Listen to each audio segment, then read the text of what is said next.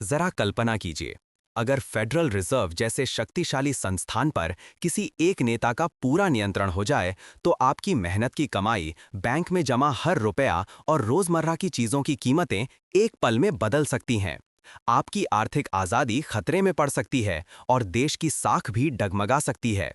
ये कोई दूर की आशंका नहीं है, बल्कि इतिहास हमें बार बार चेतावनी देता रहा है कि जब जब संस्थागत स्वतंत्रता को राजनीति ने चुनौती दी है, नतीजे विनाशकारी रहे हैं।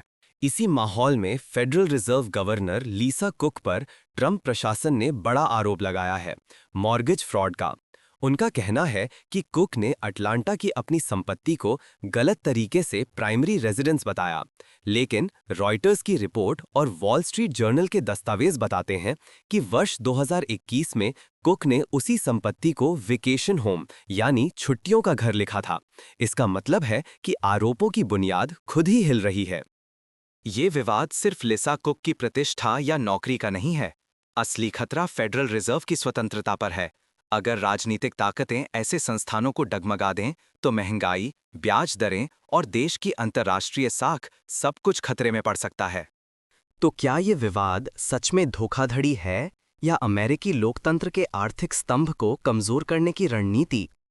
आइए जानते हैं कि यह आरोप कैसे सामने आया और इसमें किसका क्या दाव है। क्या आपको पता है कि अगर फेडरल रिजर्व के गवर्नर को अचानक हटाया जा सके, तो आपकी जमा पूंजी, रिटायरमेंट फंड और डॉलर की मजबूती सब कुछ खतरे में पड़ सकता है। सोचिए, एक गलत राजनीतिक फैसला आपकी बरसों की मेहनत से कमाई गई बचत को मिनटों में मिटा सकता है। ये सिर्फ नीतियों की लड़ाई नहीं, बल्कि सीधे आपकी जेब का सवाल है। तो फिर फेडरल रिजर्व बोर्ड के गवर्नर को हटाना इतना मुश्किल क्यों है? इसका जवाब केवल कानून में नहीं छुपा, बल्कि अमेरिकी अर्थव्यवस्था की नींव और वैश्विक स्थिरता में भी है। फेडरल रिजर्व यानी अमेरिका का केंद्रीय बैंक पूरी दुनिया की अर्थव्यवस्था के लिए एक भरोसेमंद स्तंभ है। फेड के कुल 7 गवर्नर होते हैं, जिनमें से हर एक आर्थिक नीतियों और ब्याज दरों का निर्धारण करता है। इनकी नियुक्ति राष्ट्रपति द्वारा होती है, लेकिन इनका कार्यकाल 14 वर्षों के लिए निर्धारित रहता है। एक बार नियुक्ति के बाद राष्ट्रपति भी उन्हें अपनी मर्जी से नहीं हटा सकते। ये व्यवस्था इसलिए है ताकि राजनीति फेड की स्वतंत्रता में दखल न दे सके। अगर ये संतुलन बिगड़ जाए तो नतीजे बेहद गंभीर हो सकते हैं। डॉलर की साख डगमगा सकती है, महंगाई बेकाबू हो सकती है और निवेशकों का भरोसा टूट सकता है। सिर्फ इतना ही नहीं, आपकी जमा पूंजी और रिटायरमेंट फंड तक असुरक्षित हो जाएंगे। फेड की आजादी डगमगाई तो पूरी वित्तीय प्रणाली जोखिम में आ सकती है। इतिहास में पहली बार राष्ट्रपति डोनाल्ड ट्रंप ने फेड की गवर्नर लिसा कुक को हटाने का प्रयास किया है। रिपोर्ट्स के मुताबिक लिसा कुक ने ट्रंप प्रशासन के खिलाफ अदालत में याचिका दायर की है ताकि उन्हें हटाया ना जा सके। यह विवाद फेडरल रिजर्व की निष्पक्षता और उसकी स्वतंत्रता के मूल सिद्धांतों पर सीधा प्रहार है। सीबीएस न्यूज और अन्य स्रोतों के अनुसार ट्रंप प्रशासन की ये कोशिश दशकों पुरानी संस्थागत परंपरा को तोड़ने जैसी है। अगर गवर्नरों को राष्ट्रपति अपनी इच्छा से हटा सकें, तो अमेरिकी अर्थव्यवस्था पर अंतर्राष्ट्रीय भरोसा भी डगमगा सकता है। लिसा कुक का मामला अब केवल उनकी नौकरी का नहीं रहा, बल्कि ये अमेरिकी लोकतंत्र और आर्थिक स्थिरता की असली परीक्षा बन चुका है। अब असली सवाल ये है, आखिर लिसा कुक पर लगे आरोप क्या हैं और क्या हाल ही में सामने आए दस्तावेज ट्रंप के दावों को कमजोर करते हैं या मामला और उलझ गया है? लिसा कुक पर लगे आरोपों की तह में जाएं तो मामला मॉर्गेज फ्रॉड से जुड़ा दिखता है। बट क्या सबूत सच में उनके खिलाफ हैं या तस्वीर कुछ और है? सोचिए, अगर एक मामूली वेकेशन होम का बॉक्स टिक करना आपके बैंक बैलेंस और देश की आर्थिक दिशा को हिला सकता है, तो मामला कितना बड़ा है? यही है इस कहानी का असली तनाव, जहां राष्ट्रपति ट्रंप की एक चाल ने अमेरिका की सबसे ताकतवर आर्थिक संस्था फेडरल रिजर्व की नींव को हिलाने की कोशिश की। ट्रंप प्रशासन ने फेडरल रिजर्व गवर्नर लिसा कुक पर आरोप लगाया कि उन्होंने अटलांटा वाली संपत्ति को मॉर्गेज डॉक्यूमेंट्स में प्राइमरी रेसिडेंस कहा, जबकि असल में वो वैकेशन होम थी। उनका असली मकसद साफ था, कुक को हटाकर फेड बोर्ड में अपने पसंदीदा लोगों को लाना ताकि आर्थिक फैसलों पर सीधा नियंत्रण पा सकें। लेकिन जब असली दस्तावेजों की जांच हुई, तो सारा खेल पलट गया। 2021 में कुक ने अपने बैंक लोन और सरकारी फॉर्म्स में साफ साफ अटलांटा की कोंडो को वेकेशन होम या सेकंड होम ही लिखा था। मॉर्निंग स्टार और रॉयटर्स जैसे भरोसेमंद स्रोतों ने भी यही पुष्टि की कि आरोपों की बुनियाद ही कमजोर है। ट्रंप समर्थक लगातार दावा करते रहे कि कुक ने संपत्ति को प्राइमरी रेसिडेंस बताया, लेकिन दस्तावेजों की बारीकी से जांच ने इन दावों की हवा निकाल दी। असलियत ये थी कि कुक ने हर जगह प्रॉपर्टी की सही स्थिति बताई थी, जिससे उन पर कानूनी कार्यवाही की कोई ठोस वजह नहीं बची। क्रूक एंड लायर्स सहित कई रिपोर्ट्स ने यही कहा। कुक के खिलाफ आरोप कानूनी रूप से बेहद कमजोर हैं। कुक ने अदालत में मजबूती से ट्रंप के दामों को चुनौती दी और दस्तावेजों के आधार पर अपनी बेगुनाही साबित की। मगर दांव सिर्फ कुक की नौकरी का नहीं था। अगर वे फेड से बाहर होतीं, तो ट्रंप के समर्थकों को बोर्ड में बहुमत मिल जाता। इसका मतलब ब्याज दरों, बैंकिंग नियमों और आर्थिक नीतियों पर ट्रंप का सीधा नियंत्रण। सीधे तौर पर आपके लोन, सेविंग्स और भविष्य की आर्थिक सुरक्षा खतरे में पड़ सकती थी। कल्पना कीजिए, अगर ट्रंप की योजना काम कर जाती तो फेड जैसी स्वतंत्र संस्था की साख पर सवाल उठ जाता। अमेरिकी आर्थिक नीतियों की वैश्विक विश्वसनीयता भी डामाडोल हो सकती थी। ये सिर्फ लिसा कुक की नहीं, बल्कि पूरे वित्तीय सिस्टम और लोकतंत्र की परीक्षा थी।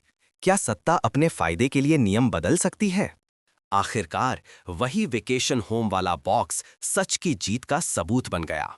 सोचिए, अगर ट्रंप की चाल सफल हो जाती तो हमारे आर्थिक भविष्य का क्या होता? चलिए अब झांकते हैं उस संभावित भविष्य की एक झलक। अगर ट्रंप की योजना सफल होती तो अमेरिकी फेडरल रिजर्व की स्वतंत्रता खतरे में पड़ सकती थी। अगले भाग में जानते हैं वो वैकल्पिक भविष्य कैसा दिखता। जरा सोचिए, अगर व्हाइट हाउस फेडरल रिजर्व की हर नीति पर अपनी मोहर लगाने लगे तो आपकी नौकरी, आपकी बचत और आपके बैंक खाते तक खतरे में आ सकते हैं। क्या हम उस मोड़ पर आ पहुंचे हैं जहां फेड की आजादी सिर्फ किताबों में रह जाएगी? अगर फेड की स्वतंत्रता में राजनीति का दखल और गहरा हुआ तो पूरा आर्थिक तानाबाना हिल सकता है। नतीजा, आपके कर्ज महंगे, आपकी जमा कमजोर और डॉलर की साख डगमगा सकती है। ट्रंप प्रशासन ने फेडरल रिजर्व गवर्नर लिसा कुक पर बड़ा आरोप लगाया, मॉर्गेज धोखाधड़ी का। उन्होंने कोर्ट में अर्जी डाली कि कुक को हटाया जाए, लेकिन याहू न्यूज और फाइनेंशियल टाइम्स के दस्तावेज बताते हैं कि कुक ने अपनी अटलांटा संपत्ति को वेकेशन होम बताया था, जिससे व्हाइट हाउस की दलील कमजोर पड़ती है। MSNBC की रिपोर्ट भी यही कहती है, मुकदमा उतना मजबूत नहीं जितना दिखाया जा रहा है। यह विवाद किसी एक पद या व्यक्ति तक सिमटा नहीं है। असली सवाल है, अगर राष्ट्रपति अपने एजेंडे के लिए फेड के गवर्नर को हटा सकते हैं तो कल किसकी बारी आएगी? कौन सी आर्थिक संस्थाएं सुरक्षित रहेंगी? अगर फेड की स्वायत्तता टूटती है तो ब्याज दरें, मुद्रा नीति और महंगाई नियंत्रण सब राजनीतिक फायदे के लिए बदले जा सकते हैं। इसका सीधा असर आपकी जेब पर होगा। निवेशकों का भरोसा डगमगाएगा, डॉलर कमजोर होगा और आपकी बचत की कीमत घटेगी।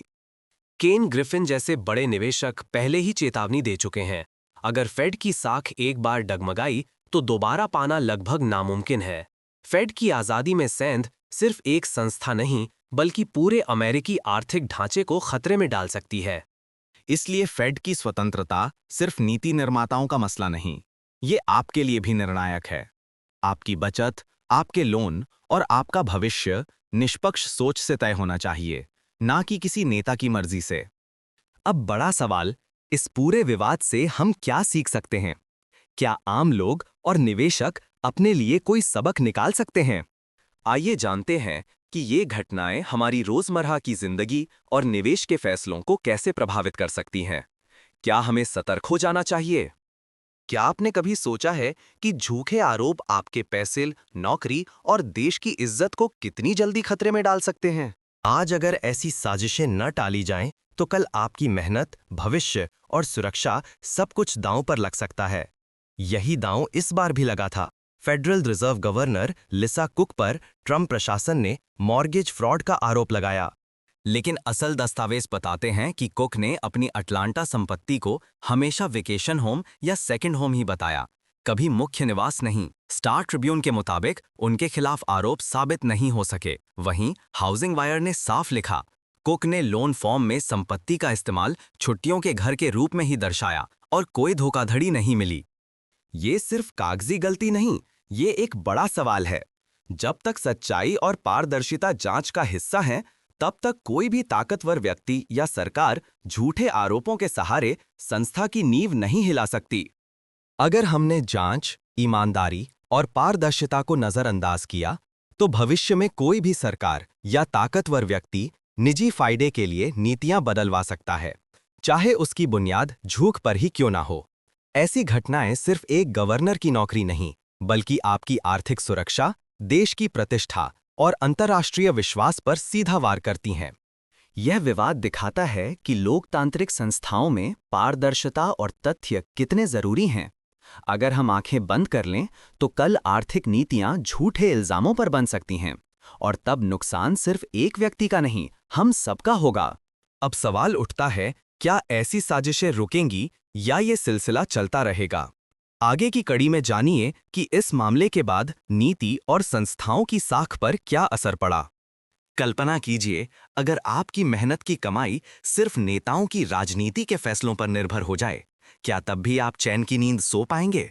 असली सवाल यही है, क्या हम अपनी आर्थिक आजादी को राजनीतिक सौदेबाजी में बदलने देंगे या वक्त रहते जागेंगे? फेडरल रिजर्व जैसी संस्थाओं की स्वतंत्रता पर आज खतरा मंडरा रहा है। अगर इन पर राजनीतिक दखल बढ़ा, तो कल आपके बैंक बैलेंस, लोन की ब्याज दरें और देश की आर्थिक साख सीधा प्रभावित होंगी। ट्रंप प्रशासन ने लीसा कुक पर मॉर्गेज फ्रॉड का आरोप लगाया था, मगर दस्तावेज साबित करते हैं कि उन्होंने बस अपनी अटलांटा संपत्ति को वेकेशन होम बताया था, यानी सच्चाई को छुपाकर राजनीति की गई। इतिहास में पहली बार किसी राष्ट्रपति ने फेड के 7 सदस्यीय बोर्ड से किसी गवर्नर को हटाने की कोशिश की। अगर ये दखल कामयाब हो जाता, तो ट्रंप को बोर्ड में बहुमत मिलता और पूरी आर्थिक नीति राजनीतिक एजेंडे पर चलती। ये खतरा सिर्फ एक व्यक्ति की नौकरी का नहीं, बल्कि पूरे देश की आर्थिक सुरक्षा और संस्थाओं की साख का था। अगर हमने सच और पारदर्शिता की जगह राजनीति को हावी होने दिया, तो अगला झटका आपकी जेब और सपनों पर पड़ सकता है। फेड की स्वतंत्रता में सेंध का मतलब है पूरे आर्थिक सिस्टम में अविश्वास और अस्थिरता का खतरा। इसलिए अगली बार जब आप फेडरल रिजर्व या किसी बड़ी वित्तीय संस्था की खबर सुने, याद रखिए, इनकी स्वतंत्रता केवल एक पद या नाम नहीं, बल्कि हर नागरिक की आर्थिक सुरक्षा का आधार है। अब सवाल ये है, क्या हम संस्थाओं की आजादी की रक्षा करेंगे या राजनीति को हमारी जेब तक पहुंचने देंगे? फैसला आपके हाथ में है। अब विस्तार से समझते हैं कि वैश्विक स्तर पर ऐसी मिसालें क्या कहती हैं। 20वीं सदी में कई बार देखा गया कि जब किसी देश की केंद्रीय बैंक की स्वतंत्रता खतरे में पड़ी, तो वहां की अर्थव्यवस्था बुरी तरह डगमगा गई। उदाहरण के लिए 70 और 80 के दशक में अर्जेंटीना और वेनेजुएला जैसे देशों में राजनीतिक नेताओं ने केंद्रीय बैंक पर सीधा नियंत्रण किया। नतीजा ये हुआ कि मुद्रास्फीति काबू से बाहर हो गई, जनता की बचत रातों रात बेकार हो गई और अंतर्राष्ट्रीय निवेशकों का भरोसा जाता रहा। भारत में भी रिजर्व बैंक की स्वतंत्रता को लेकर कई बार बहस हुई है। सन 2018 में जब सरकार और आरबीआई के बीच नीतिगत टकराव हुआ, तो बाजारों में अस्थिरता बढ़ गई थी। निवेशकों ने पैसे निकालना शुरू कर दिया था और रुपए की कीमत में गिरावट देखी गई थी। हालांकि हमारी प्रणाली ने समय रहते संतुलन बना लिया, लेकिन यह चेतावनी का संकेत था कि अगर राजनीतिक दखल और गहरा हो जाए, तो आम जनता की आर्थिक सुरक्षा खतरे में आ सकती है। अब कल्पना कीजिए, अमेरिका जैसा देश जिसकी अर्थव्यवस्था पर पूरी दुनिया की नजर है, अगर वहां की केंद्रीय बैंक राजनीतिक उठापटक में आ जाए, तो वैश्विक बाजार और आपकी जेब पर क्या असर पड़ेगा? डॉलर की कीमत गिर सकती है, विदेशी निवेश भाग सकते हैं और महंगाई बढ़ सकती है। व्यक्तिगत स्तर पर मान लीजिए कि आप एक मध्यम वर्गीय परिवार से हैं। आपके पास 20 वर्ष की मेहनत की बचत बैंक में है और आप अपने बच्चों की शिक्षा या घर खरीदने के लिए उसकी योजना बना रहे हैं। अगर अचानक फेडरल रिजर्व की नीतियां शॉर्ट टर्म राजनीतिक फायदे के हिसाब से बदलने लगें, ब्याज दरें बिना किसी आर्थिक तर्क के घटाई या बढ़ाई जाने लगें, तो आपकी बचत की वास्तविक कीमत कम हो सकती है। महंगाई में अचानक इजाफा हो सकता है, लोन लेना महंगा हो सकता है और आपकी आर्थिक योजना धराशायी हो सकती है। ऐसी स्थिति में आम नागरिकों को क्या करना चाहिए? सबसे पहली बात, आर्थिक खबरों और सरकारी नीतियों पर लगातार नजर रखें। अगर आपको दिखे कि किसी बड़ी संस्था की स्वतंत्रता खतरे में पड़ रही है, तो अपने निवेश को विविध बनाएं, यानी सारा पैसा एक ही जगह ना रखें। साथ ही लंबी अवधि की योजनाओं में थोड़ा लचीलापन लाएं, इमरजेंसी फंड बनाएं और जरूरत पड़ने पर लिक्विड एसेट्स यानी आसानी से कैश में बदल सकने वाली संपत्तियों को प्राथमिकता दें।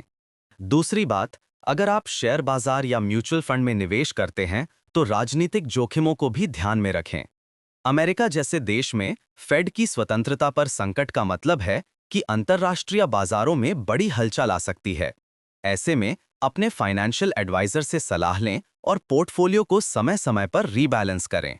तीसरी बात, लोकतांत्रिक संस्थानों की मजबूती का समर्थन करें। जब भी कोई झूठे आरोप या राजनीतिक षड्यंत्र सामने आए, तो तथ्यों की जांच करें, जानकारी साझा करें और जन जागरूकता बढ़ाएं। सोशल मीडिया पर अफवाहों से बचें और भरोसेमंद स्रोतों की ही जानकारी साझा करें। इतिहास में ऐसे मौके बार बार आए हैं जब संस्थागत स्वतंत्रता के लिए आम नागरिकों की सजगता ने बड़े संकट टाल दिए। उदाहरण के लिए 2008 की वैश्विक मंदी के दौरान फेडरल रिजर्व ने राजनीतिक दबाव के बावजूद स्वतंत्र फैसले लिए, जिससे अमेरिकी अर्थव्यवस्था को संभलने में मदद मिली। अगर तब फेड पर राजनीतिक नियंत्रण होता तो शायद मंदी और गहरा जाती। इसी तरह बैंक ऑफ इंग्लैंड ने 1997 में अपनी स्वतंत्रता हासिल की थी, जिसके बाद ब्रिटेन में मुद्रास्फीति नियंत्रण में आई और आर्थिक स्थिरता बढ़ी। इसके उलट तुर्की में हाल के वर्षों में राष्ट्रपति ने केंद्रीय बैंक के गवर्नर को कई बार बदला, जिससे मुद्रा की कीमत गिर गई और महंगाई बेकाबू हो गई। लिसा कुक प्रकरण में भी यही जोखिम था। अगर झूठे आरोपों के आधार पर उन्हें हटाया जाता, तो संदेश जाता कि अब संस्थान राजनीतिक दबाव के आगे झुक सकते हैं। इससे न केवल अमेरिकी जनता बल्कि पूरी दुनिया का भरोसा डगमगाता। सवाल ये भी है कि अगर राष्ट्रपति को फेड के गवर्नरों को हटाने की खुली छूट मिल जाए, तो अगली बार कौन सी संस्था निशाने पर होगी? क्या सुप्रीम कोर्ट? क्या चुनाव आयोग? क्या कोई और स्वतंत्र संस्था? लोकतंत्र की नींव ही डगमगाने लगती है और सबसे ज्यादा नुकसान आम नागरिक को उठाना पड़ता है। आखिर में यह विवाद हमें एक बुनियादी बात सिखाता है। कितना भी बड़ा नेता या संस्था क्यों न हो, जब तक पारदर्शिता, तथ्य और निष्पक्षता बनी रहती है, तब तक लोकतंत्र और अर्थव्यवस्था सुरक्षित है। लेकिन अगर हमने सच्चाई की जगह अफवाहों और राजनीति को बढ़ावा दिया, तो नुकसान सबसे पहले आपकी जेब, आपकी नौकरी और आपके सपनों पर पड़ेगा। अब फैसला आपके हाथ में है। क्या आप संस्थाओं की स्वतंत्रता की रक्षा के लिए सजग रहेंगे या राजनीति को अपनी आर्थिक आजादी पर हावी होने देंगे? हर नागरिक की जिम्मेदारी है कि वो सच्चाई को पहचाने, सवाल पूछे और जरूरत पड़ने पर आवाज उठाए। अगली बार जब आप बैंक जाएं, अपने बचत खाते की स्लिप देखें या किसी निवेश योजना के बारे में सोचें, तो ये जरूर याद रखें, इन सब की सुरक्षा उन्हीं संस्थागत संतुलनों और स्वतंत्रता पर टिकी है जिनकी आज परीक्षा ली जा रही है।